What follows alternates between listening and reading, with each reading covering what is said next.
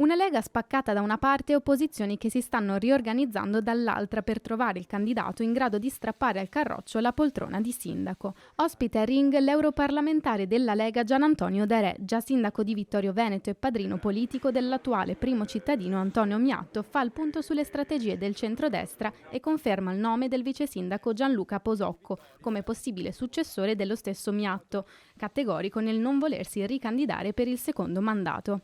Ma il nome che i vertici del partito potrebbero imporre è un altro, quello dell'avvocato Stefano Trubian, già consigliere comunale a Vittorio Veneto e vicino al segretario regionale Alberto Stefani. Quando si è candidato Antonio Miatto e ha detto subito io farò solo un mandato, perché lo abbiamo praticamente costretto, e allora abbiamo subito puntato a una figura che potesse essere la sua continuità, e c'è Gianluca Posocco, che è un ragazzo che ha 42 anni, è il vice sindaco, è stato 5 anni già in consiglio comunale, adesso ha fatto 5 anni in vice sindaco, quindi è la figura, quindi è Posocco in pole position. di continuità. Lei non ci ripensa? No.